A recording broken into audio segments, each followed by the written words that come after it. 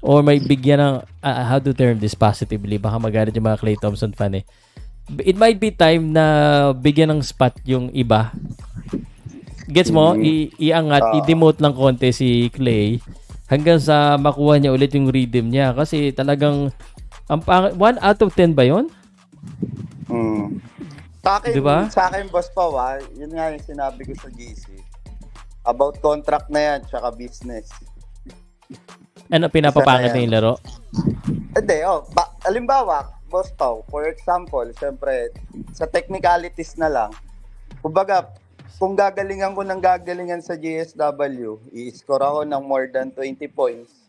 Tapos, ang i-extend lang sa akin contract, hindi naman na makatarungan. Bakit pa i-stay ng agent yon, di ba?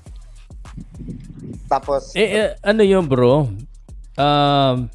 Siguro dahil hindi na rin siya ganun ka-valued ng Warriors. It's simple as that. Kasi parang iniipit pa ni Klay Thompson ang laro niya eh. Kasi nga because of contract eh. Kasi hindi ba baliktad yun, bro? Ba't may ipitin? Hindi dapat lalo mong galingan para bigay nila yung kontrata? I mean, correct me if I'm wrong.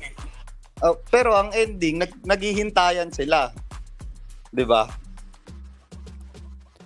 Pag pinapangit mo naman yung laro mo, you actually, kumbaga, sisirain mo yung laro mo. Paano naman yung ibang team? Paano ka bibigyan kung sakaling mag-fail yung negotiation mo sa Golden State Warriors, di ba? Ayun yung time na pwedeng magpakitang gilas na talaga si Klay. Kasi magiging free agent siya eh.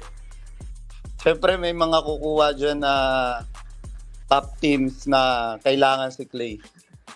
At tingin ko... paano yan kung ganyan yung performance niya? Di magdadalawang isip. At saka yung pero... Yung susugay na sila. Pero hindi yun magiging... kumbaga yung offer na yun, hindi naman ganun agad kataas.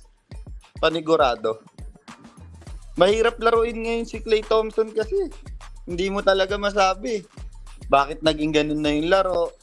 Hindi pa naman niya hindi niya pa naman hindi pa naman siya palaos, 'di ba? Hindi mo rin masasabi na dahil sa injury kasi last season ang ganda rin naman ng performance niya.